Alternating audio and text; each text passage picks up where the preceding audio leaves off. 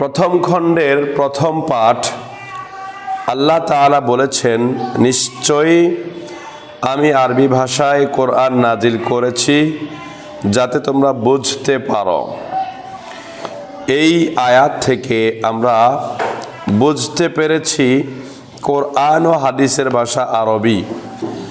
আর আমাদের উদ্দেশ্য হলো সহজে কোরআন ও হাদিস বোঝা এবং এর আমলের মাধ্যমে আল্লাহর সন্তুষ্টি অর্জন করে জান্নাতে যাওয়া। তাই কোরআন ও হাদিস বুঝতে হলে আরবি ভাষা শিখতে হবে। এতটুকু সবাই বুঝতে পেরেছ? এতটুকু বুঝতে পেরেছ সবাই? আরবি ভাষা শেখার মূল উপাদান তিনটি। এক, আক্ষরিক বর্ণজ্ঞান। ভাষার সাংকেতিক চিহ্নকে আক্ষরিক জ্ঞান বলা, যেমন আলিফ, বা, তা, সা এগুলো।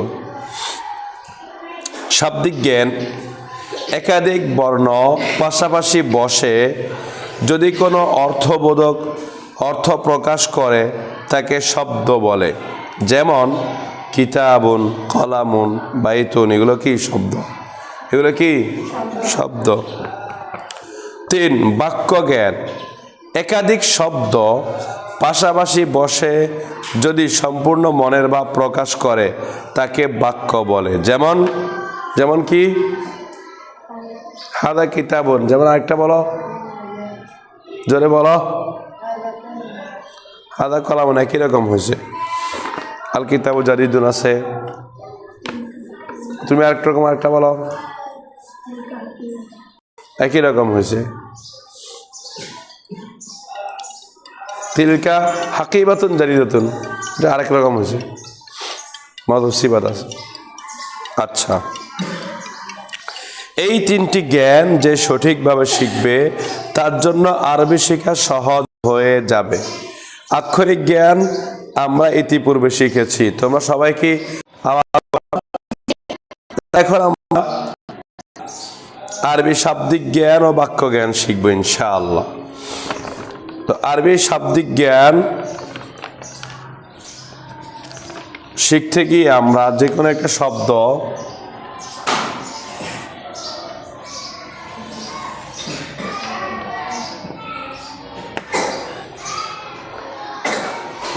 তো শব্দ আমরা দেখতে পাচ্ছি, এখানে দাগ দিয়েছে শুধু, কিন্তু শব্দ লিখি নেই। শব্দ হলো তিন প্রকারের। কয় প্রকারে? হয়তো পুরা কোরআন হচ্ছে আরবি ভাষা, হাদিসের সব কিতাব হচ্ছে আরবি ভাষা। এই আরবি ভাষার মধ্যে যত শব্দ আছে সব তিন প্রকারের। হয়তো শব্দটি এসেম, অথবা শব্দটি ফেয়েল, অথবা শব্দটি হরফ। এসেম অথবা ফেয়েল অথবা হরফ। বুঝতে পেরেছ? যদি শব্দটি এসেম হয় তার পরিচয় হবে 5টি, যদি ফেয়েল হয় তার পরিচয় হবে 7টি, যদি হরফ হয় তখন তার পরিচয় হবে 2টি। যদি এসএম হয় তার পরিচয় কয়টি হবে? 5টি। আর যদি ফেয়েল হয় কয়টি পরিচয় হবে? 8টি। যদি হরফ হয় কয়টি পরিচয় হবে? 2টি। এসএম কাকে বলে? যে কালিমা নিজের অর্থ নিজে প্রকাশ করে, 3 কালের কোনো কাল প্রকাশ করে না তাকে এসএম বলে। যেমন কি? এসএম এর উদাহরণ দাও। কিতাবুন, কলামুন, এগুলো হচ্ছে এসএম। ফেয়েল ক্রিয়া, যে কালিমা নিজের অর্থ নিজে প্রকাশ করে, 3 কালের কোনো কাল প্রকাশ করে তাকে ফেয়েল বলে। অর্থ প্রকাশ করে, কালও প্রকাশ করে, তাকে ফেয়েল বলে। যেমন একটি উদাহরণ দাও। ফাআলা, একটি উদাহরণ দাও। দিতেছে না, একটু উদাহরণ দাও। সামিয়া, ফাআলা সামিয়া। হরফ অব্যয়, যে কালিমা পরিষ্কার রূপে নিজের অর্থ প্রকাশে স্বনির্ভর নয় বরং অন্য শব্দের উপর নির্ভরশীল তাকে হরফ বলে। যেমন একটি উদাহরণ দাও। মিন, তারপরে ইলা। এখন আমরা এখানে সব এসএম এখানে আছে, দুনিয়ার যত এসএম আছে সব এখানে আছে। তো এসএম এর কয়টা পরিচয় হবে বলেছি? 5টা পরিচয়ের মধ্যে প্রথম পরিচয় হবে শব্দটা আল ইসমু।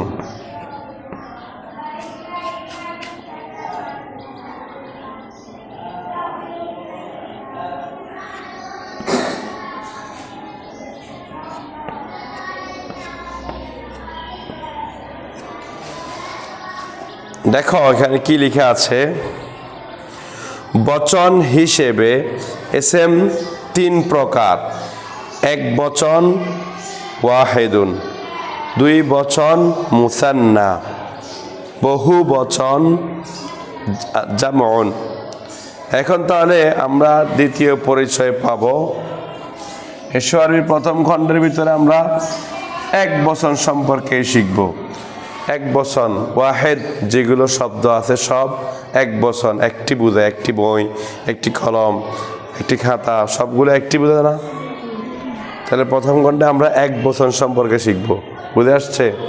ফেলে যেগুলো আছে সেগুলো এক বচনের, বুঝে আসছে নি? এসএম যেগুলো আছে সেগুলোও এক বচন। এসএম এর দ্বিতীয় পরিচয় হবে এটা হয়তো আল ওয়াহিদু, এক বচন হবে,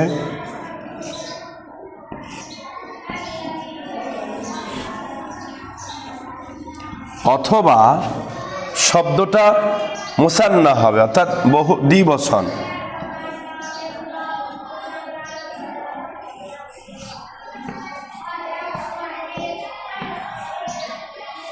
অথবা শব্দটি হবে আল জামু, বহু বচন।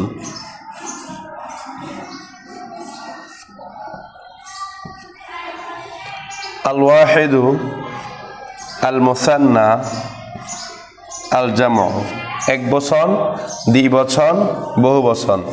যেই শব্দটার আমরা বিশ্লেষণ করব ওই শব্দটা হয়তো একটি মাত্র জিনিস বুঝালে তাকে ওয়াহিদ বলা হবে, আর যে দুটি বুঝায় বই, দুটি বই, 2জন শিক্ষক, 2জন ছাত্র, দুটি বুঝালে তখন তার দ্বিতীয় পরিচয় কি হবে? আল মুসান্না। যদি এখানে হয় অনেকগুলো বই, অনেকগুলো মাদ্রাসা, অনেকগুলো মসজিদ। এখন আসো, লিঙ্গ হিসাবে এসএম 2 প্রকার, পুল্লিঙ্গ মুযাক্কার, স্ত্রীলিঙ্গ মুআন্নাস। 3 নম্বর পরিচয় দেখো, যেই শব্দটির আমরা বিশ্লেষণ করব সেই শব্দটি হয়তো পুরুষ হবে অথবা স্ত্রীলিঙ্গ হবে।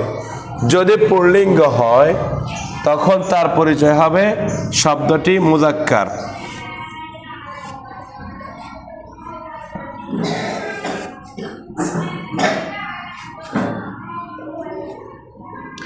আর যদি স্ত্রীলিঙ্গ হয় তখন শব্দটির পরিচয় হবে এটি মুআন্নাস।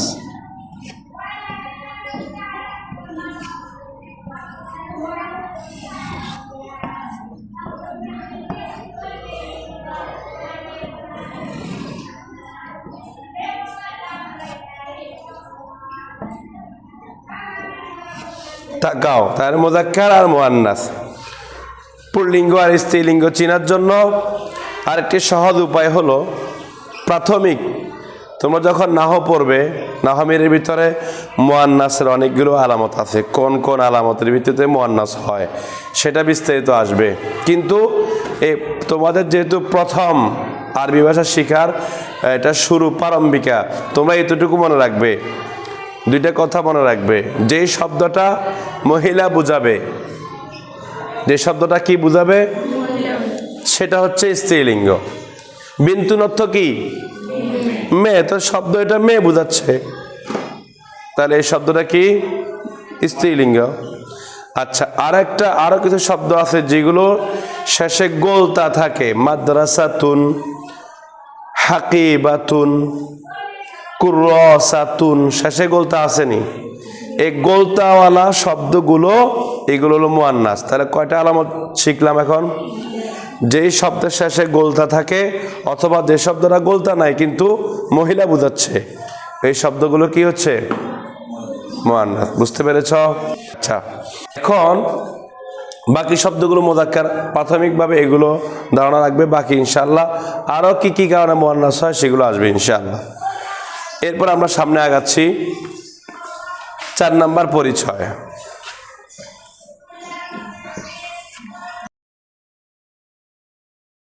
করব সেই শব্দটা হয়তো মারিফা হবে অথবা নাকেরা হবে। মারিফা মানে কি? এটা আরবি শব্দ। মারিফা মানে নির্দিষ্ট,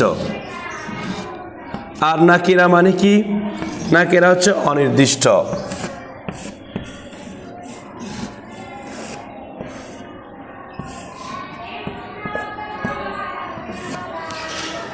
মারিফা আর নাকিরা। যেমন যদি বলি বইটি আমাকে দাও, তোমাকে নির্দিষ্ট করে দিলাম বইটি দাও। বললাম যে ওই ছাত্রটিকে ডেকে আনো, ছাত্রটি মানে নির্দিষ্ট করে দিলাম। যে শব্দ নির্দিষ্ট করে, নির্দিষ্ট বুঝায়, সেই শব্দকে মারিফা বলে। তো আরবি ভাষায় যে শব্দের শুরুতে আলিফ লাম আছে সাধারণত তাকেই মারিফা বলে। এছাড়াও মারিফা 7টি প্রকার রয়েছে, এটা তোমরা সামনে শিখবে। কিন্তু আমরা প্রাথমিকভাবে এটা মাথায় রাখবো যে শব্দটার শুরুতে আলিফ লাম আছে সেটা মারিফা, অথবা যে শব্দটা নির্দিষ্ট কোনো ব্যক্তিকে বোঝাচ্ছে, ব্যক্তি বা বস্তুকে বোঝাচ্ছে, সেটা হলো কি মারিফা। আর যদি মারিফা না হয় তখন সেটা হলো কি নাকেরা। মারিফা নাকেরা, অনির্দিষ্ট বোঝালে সেটা হলো নাকেরা। বুঝতে পেরেছ? এবার আমরা দেখি এই এসএম এর সর্বশেষ পরিচয়। এটা হলো 4 নাম্বার পরিচয়। 5 নাম্বার পরিচয় হলো যে এসএমটার পরিচয় লিখবো আমরা, সেই এসএমটার অর্থটা কি সেটা লিখবো আমরা। তো এই অর্থর আরবি হচ্ছে আল মানা।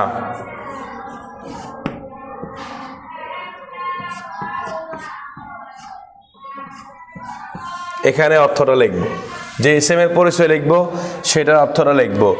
স্বাভাবিকভাবে আমরা এটাই মুখস্থ করে নিও ভালো করে, এরপরে আমরা একটা একটা করে এসএম এর পরিচয় শিখবো। এতটুকু তোমরা বুঝতে পেরেছ? এতটুকু তোমাদের খাতায় কি লিখে আছে? যাদের খাতায় লিখে নেই লিখে নাও। আটকানো।